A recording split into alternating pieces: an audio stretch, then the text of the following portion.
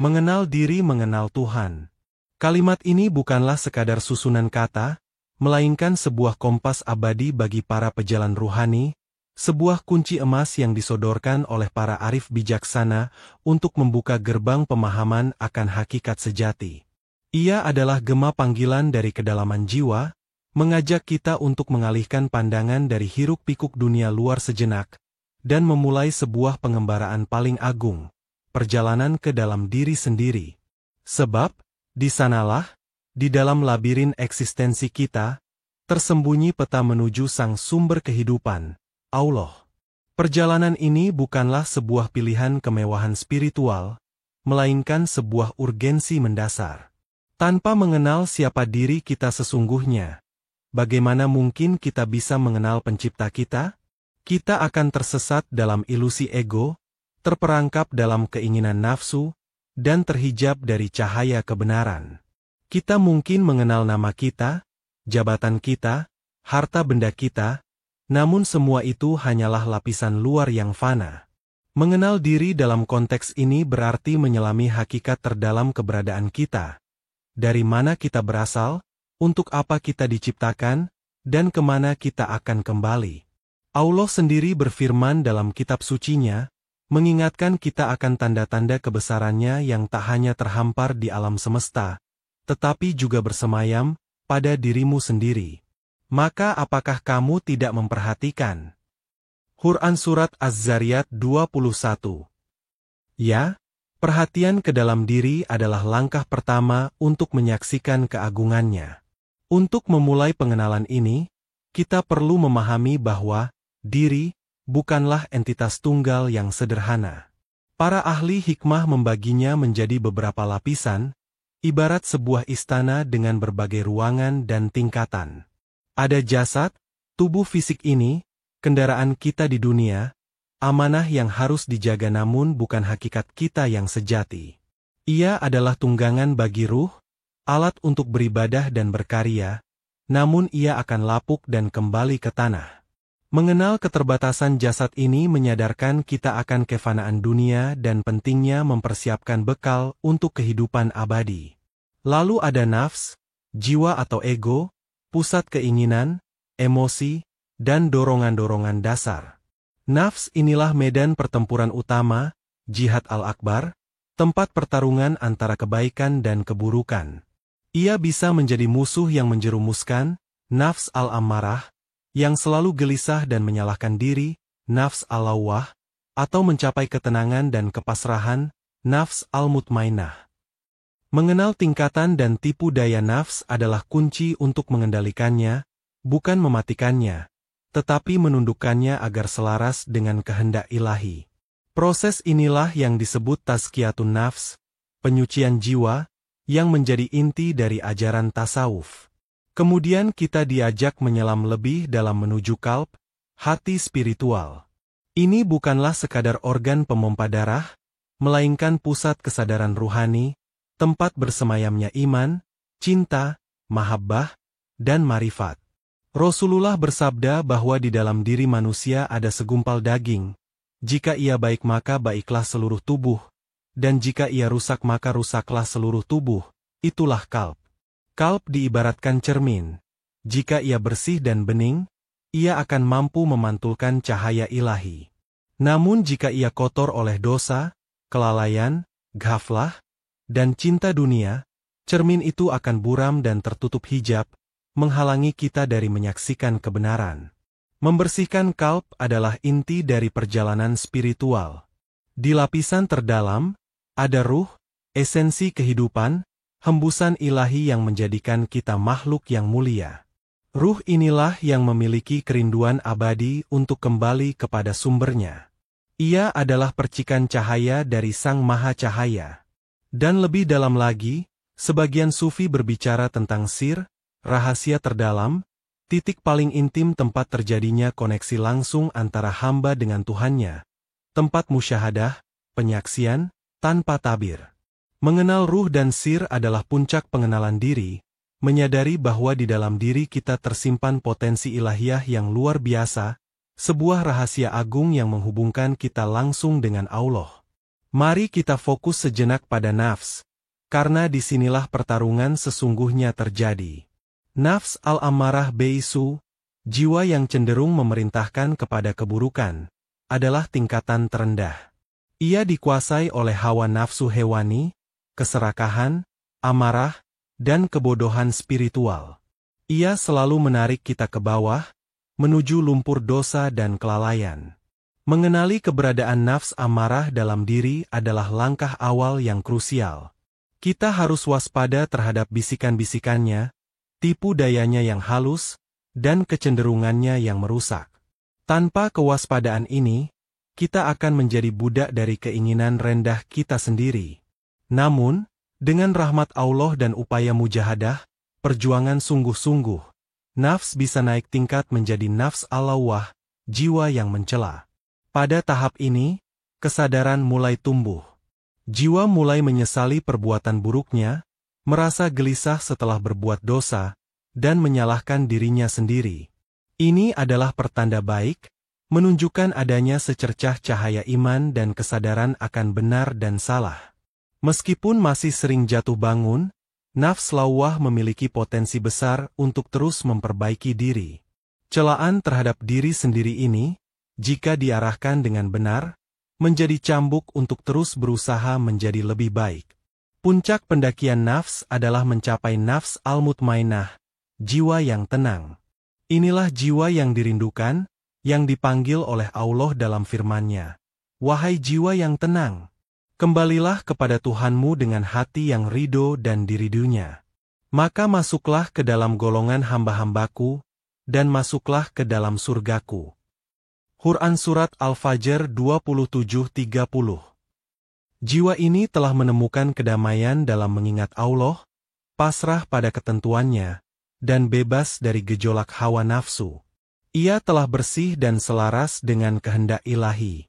Mengenal ketiga tingkatan nafs ini membantu kita memetakan posisi spiritual kita dan memahami langkah-langkah yang perlu diambil untuk mendaki menuju keridhaan Allah.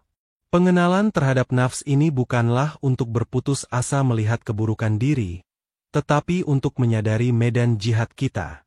Dengan mengenali musuh di dalam diri, kecenderungan buruk nafs, kita bisa mempersiapkan senjata, iman, ilmu, amal syaleh, zikir, doa, dan strategi, mujahadah, riyadah, tafakur, untuk menaklukkannya. Kemenangan dalam pertarungan melawan nafs inilah yang akan melapangkan jalan menuju pengenalan Allah, karena nafs yang tidak terkendalilah yang menjadi hijab utama antara kita dan Dia. Setelah memahami dinamika nafs, mari kita alihkan perhatian pada qalb, hati spiritual yang menjadi pusat komando ruhani kita. Rasulullah menggambarkan qalb sebagai raja, dan anggota tubuh lainnya adalah tentaranya. Jika raja baik, maka baiklah seluruh kerajaannya. Qalb adalah wadah iman, tempat keyakinan bersemi dan mengakar. Ia juga merupakan pusat persepsi spiritual, tempat kita merasakan kehadiran Allah, menerima ilham, dan memahami hikmah di balik segala kejadian. Para sufi sering mengibaratkan qalb seperti cermin. Ketika cermin itu bersih, jernih, dan mengkilap, ia mampu memantulkan apapun yang ada di hadapannya dengan sempurna. Demikian pula qalb yang bersih dari noda dosa, kesombongan, iri dengki, cinta dunia, dan kelalaian, ia akan mampu memantulkan cahaya ilahi, nur ilahi. Melalui qalb yang bersih inilah seorang hamba dapat melihat dengan basyirah, mata hati, menyaksikan tanda-tanda kebesaran Allah, merasakan manisnya iman, dan mencapai tingkat marifatullah. Pengenalan akan Allah yang hakiki bukanlah sekadar pengetahuan di akal, melainkan pengalaman rasa di dalam qalb. Sebaliknya, jika cermin itu kotor, berdebu, atau bahkan pecah, ia tidak akan mampu memantulkan bayangan dengan baik. Demikian pula qalb yang dikotori oleh maksiat dan penyakit hati. Setiap dosa, seperti disebutkan dalam hadis, akan meninggalkan noda hitam di hati. Jika dosa terus dilakukan tanpa taubat, noda itu akan semakin menebal hingga menutupi seluruh qalb, menjadikannya keras membatu dan terhijab dari cahaya petunjuk. Hati yang seperti ini tidak akan peka terhadap panggilan kebenaran, sulit menerima nasihat, dan tidak mampu merasakan kehadiran ilahi. Mengenal kondisi kalb kita adalah bagian vital dari mengenal diri. Oleh karena itu, upaya membersihkan kalb, tathirul qulub, menjadi agenda utama para salik, penempuh jalan spiritual. Caranya adalah dengan memperbanyak taubat, penyesalan dan kembali kepada Allah, istighfar, memohon ampunan, zikrullah, mengingat Allah, baik dengan lisan maupun hati, membaca dan merenungi Al-Quran, melakukan amal kebajikan, serta menjauhi segala larangannya. Dengan kalb yang terus-menerus dibersihkan dan dipoles, ia akan menjadi semakin bening dan siap menerima pancaran marifat dari Allah. Mengenal kalb adalah mengenal potensi terbesar kita untuk berhubungan dengan Sang Pencipta. Jika kalb adalah cermin, maka ruh adalah cahaya asal yang memungkinkan cermin itu berfungsi. Ruh adalah esensi kehidupan kita, rahasia agung yang ditiupkan Allah ke dalam diri manusia. Ia berasal dari alam yang tinggi, alamul amr, alam perintah Allah, dan memiliki sifat rindu untuk kembali ke asalnya. Mengenal ruh berarti menyadari asal-usul kita yang mulia, menyadari bahwa kita bukan sekadar gumpalan tanah liat, tetapi makhluk spiritual yang membawa percikan cahaya ilahi. Kesadaran ini mengangkat derajat kita dan memberikan makna terdalam pada eksistensi kita. Ruh inilah yang membuat kita mampu berpikir, merasa, berkehendak, dan yang terpenting, mampu mengenal dan mencintai Allah. Ia adalah potensi laten yang perlu diaktifkan melalui ibadah dan penyucian diri. Ketika ruh dominan atas nafs, maka perilaku kita akan cenderung kepada kebaikan, ketaatan, dan kebijaksanaan. Perjalanan mengenal diri pada hakikatnya adalah perjalanan membebaskan ruh dari belenggu nafs dan jasad, agar ia bisa terbang bebas menuju hadirat ilahi. Mengenal ruh adalah mengenal martabat sejati kita sebagai hamba Allah. Sebagian ahli marifat bahkan berbicara tentang lapisan yang lebih halus dan mendalam dari ruh, yaitu sir, rahasia terdalam. Sir adalah titik paling rahasia di dalam diri, tempat yang hanya diketahui oleh Allah dan hamba yang sangat dekat dengannya. Disinilah, konon, terjadi musyahadah, penyaksian langsung, akan keagungan Allah, sebuah pengalaman puncak marifat yang melampaui kata-kata dan konsep. Sir adalah tempat bersemayamnya rahasia ilahi dalam diri manusia, titik pertemuan antara detak jantung hamba dan kehadiran abadi Sang Halik. Meskipun ruh dan sir adalah alam yang sulit dijelaskan dengan bahasa manusia biasa, mengenal keberadaannya dan potensinya sudah cukup untuk memotivasi kita dalam perjalanan spiritual. Menyadari bahwa di dalam diri kita terdapat ruh yang berasal dari Allah dan sir sebagai titik koneksi terdalam, membuat ungkapan, mengenal diri mengenal Tuhan, menjadi semakin nyata dan mendalam. Kita tidak perlu mencari Tuhan jauh-jauh di luar sana, karena jejaknya, bahkan percikan cahayanya, telah Dia titipkan di dalam diri kita sendiri. Tugas kita adalah menyelam ke kedalaman itu, menyingkap tabir demi tabir, hingga sampai pada pengenalan hakiki. Menyadari lapisan-lapisan diri dan potensi agung di dalamnya tentu belum cukup. Pertanyaan selanjutnya adalah, bagaimana cara praktis untuk membersihkan nafs, menjernihkan kalb, dan mengaktifkan potensi ruh serta sir? Jawabannya terletak pada sebuah proses berkelanjutan yang disebut tazkiyatun nafs, penyucian jiwa. Ini adalah metode praktis yang diajarkan oleh para nabi dan diwariskan oleh para ulama serta wali sufi untuk membersihkan diri dari sifat tercela, madzmumah, dan menghiasinya dengan sifat terpuji, mahmudah. Tazkiyatun nafs bukanlah sekadar ritual sesaat, melainkan sebuah gaya hidup, sebuah perjuangan, mujahadah, seumur hidup. Ia dimulai dengan taubat nasuha, penyesalan yang tulus atas segala dosa dan kelalaian, serta tekad kuat untuk tidak mengulanginya. Kemudian dilanjutkan dengan muhasabah, introspeksi diri secara rutin, menimbang-nimbang amal baik dan buruk, mengenali penyakit-penyakit hati seperti sombong, ria, pamer, hasad, dengki, ujub, bangga diri, dan lainnya. Mengenali penyakit adalah separuh dari penyembuhan. Langkah berikutnya adalah riyadhah, latihan spiritual yang menempa jiwa. Ini mencakup disiplin dalam ibadah wajib, sholat, puasa Ramadan, zakat, memperbanyak ibadah sunnah, sholat malam, puasa sunnah, sedekah, melatih kesabaran dalam menghadapi kesulitan, menahan amarah, menjaga lisan dari perkataan sia-sia atau menyakitkan, serta mengendalikan keinginan nafs yang bertentangan dengan syariat. Zikrullah, mengingat Allah, menjadi nafas bagi para pejalan ruhani, baik zikir lisan, hati, maupun perbuatan, karena dengan mengingat Allah hati menjadi tenang. Selain itu, tafakkur, kontemplasi, juga memegang peranan penting. Merenungi kebesaran ciptaan Allah di alam semesta, merenungi kefanaan dunia dan kepastian akhirat, serta merenungi ayat-ayat Al-Quran dan hadis Rasulullah dapat membuka mata hati dan memperkuat keyakinan. Tak kalah penting adalah suhbah, bergaul dengan orang-orang syaleh dan mencari bimbingan dari guru spiritual, mursyid, yang terpercaya. Lingkungan dan teman yang baik akan sangat membantu dalam menjaga semangat dan arah perjalanan spiritual. Tazkiyatun nafs adalah proses memoles cermin kalb agar siap menerima cahaya marifat. Bagaimana tepatnya proses mengenal diri ini mengantarkan pada pengenalan Allah, marifatullah? Ketika seorang hamba bersungguh-sungguh dalam tazkiyatun nafs, sedikit demi sedikit hijab, tabir, yang menutupi kalbnya akan tersingkap.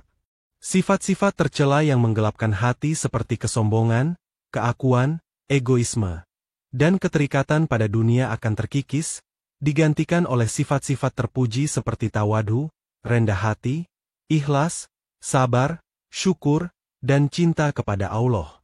Dengan hati yang semakin bersih, ia mulai melihat dengan mata hati, basyirah. Ia mulai mengenali kelemahan, keterbatasan, dan kefakiran dirinya di hadapan Allah.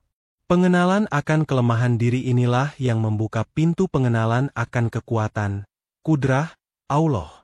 Pengenalan akan kefakiran diri membuka pintu pengenalan akan kekayaan, ghani, Allah. Pengenalan akan ketergantungan diri membuka pintu pengenalan akan kemandirian, qayyumiyah, Allah. Pengenalan akan sifat fana diri membuka pintu pengenalan akan sifat baka, kekal, Allah. Inilah makna mendalam dari mengenal diri mengenal Tuhan yang diajarkan Imam Al-Ghazali. Lebih jauh lagi, ketika kalb semakin bening, ia mulai mampu menangkap percikan-percikan cahaya ilahi, tajaliyat. Sifat-sifat agung Allah, Asmaul Husna, mulai terpantul dalam dirinya dalam skala kemanusiaan.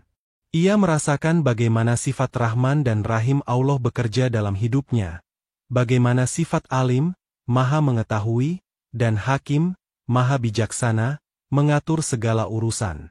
Pengenalan ini bukan lagi sekadar konsep teologis di kepala, melainkan pengalaman spiritual yang dirasakan di dalam jiwa. Ia mulai menyaksikan Allah dalam setiap ciptaannya, dalam setiap kejadian, bahkan dalam setiap helaan nafasnya. Puncak dari marifatullah adalah ketika seorang hamba mencapai tingkat musyahadah, penyaksian, dan mahabbah, cinta, yang mendalam kepada Allah. Ia merasa begitu dekat dengannya, hidup dalam kesadaran akan kehadirannya, hudhuri. Pada tingkat ini, dualitas antara aku dan dia mulai menipis dalam kesadaran tauhid yang murni. Ia menyadari bahwa segala sesuatu berasal dari Allah, berjalan atas kehendak Allah, dan akan kembali kepada Allah. Inilah buah termanis dari perjalanan mengenal diri, lebur dalam samudera pengenalan dan cinta kepada Sang Maha Pencipta. Perjalanan mengenal diri dan mengenal Tuhan bukanlah perjalanan yang sia-sia atau tanpa hasil. Ia menghasilkan buah-buah manis yang tidak hanya dirasakan di akhirat kelak, tetapi juga membawa kedamaian dan kebahagiaan hakiki dalam kehidupan di dunia ini. Buah pertama dan utama adalah sakinah, ketenangan jiwa yang mendalam. Jiwa yang telah mengenal Tuhannya dan pasrah padanya tidak akan mudah diguncang oleh badai kehidupan. Ia menemukan ketentraman dalam zikrullah, kedamaian dalam menerima takdir, dan kebahagiaan dalam ketaatan. Inilah jiwa yang mencapai tingkatan nafs al-mutmainnah. Buah berikutnya adalah mahabbah, cinta yang tulus dan mendalam kepada Allah. Pengenalan akan keindahan, keagungan, dan kasih sayang Allah secara alami akan menumbuhkan benih cinta di dalam kalb. Cinta ini kemudian akan meluas kepada Rasulullah sebagai kekasihnya dan pembawa risalahnya, serta kepada seluruh makhluk ciptaannya sebagai manifestasi dari keindahannya. Orang yang mencintai Allah akan merasakan manisnya iman dan kelezatan dalam beribadah. Cintanya kepada dunia akan proporsional, tidak lagi menguasai hatinya, karena hatinya telah dipenuhi oleh cinta kepada Sang Kekasih sejati. Selanjutnya adalah ridho, kerelaan hati menerima segala ketetapan Allah, baik yang tampak menyenangkan maupun yang terasa pahit. Jiwa yang telah mengenal kebijaksanaan dan kasih sayang Tuhannya akan yakin bahwa segala yang datang darinya adalah baik, meskipun terkadang hikmahnya belum tersingkap. Ridho adalah puncak dari tawakal, berserah diri, melahirkan rasa damai dan bebas dari keluh kesah serta prasangka buruk kepada Allah. Orang yang ridho akan menjalani hidup dengan lapang dada, penuh syukur dalam kelapangan, dan penuh sabar dalam kesempitan. Dan buah termanis dari semuanya adalah kurbah, kedekatan dengan Allah. Mengenal Allah akan membawa kita semakin dekat dengannya. Kedekatan ini bukanlah kedekatan fisik, melainkan kedekatan spiritual, di mana seorang hamba merasa senantiasa dalam pengawasan, pemeliharaan, dan naungan kasih sayang Allah. Ia hidup dalam kesadaran akan kehadirannya, menjadikannya sebagai satu-satunya tujuan, sandaran, dan penolong. Inilah kebahagiaan sejati, puncak pencapaian seorang hamba, yaitu meraih keridhoan dan kedekatan dengan Sang Maha Rahman. Maka, benarlah ungkapan abadi itu, mengenal diri adalah gerbang emas menuju mengenal Tuhan. Demikianlah, sebuah perenungan tentang kedalaman makna, mengenal diri mengenal Tuhan. Ini adalah ajakan untuk sebuah revolusi batin, sebuah hijrah dari kelalaian menuju kesadaran, dari kegelapan menuju cahaya. Jangan pernah lelah untuk menyelami diri, membersihkan hati, dan mendekatkan jiwa kepada Sang Sumber Cahaya. Karena di kedalaman diri kita, tersimpan rahasia terbesar, kunci untuk membuka pintu kebahagiaan abadi dan meraih perjumpaan terindah dengan Allah, Tuhan semesta alam. Semoga kita semua dianugerahi taufik untuk menempuh perjalanan agung ini. Amin.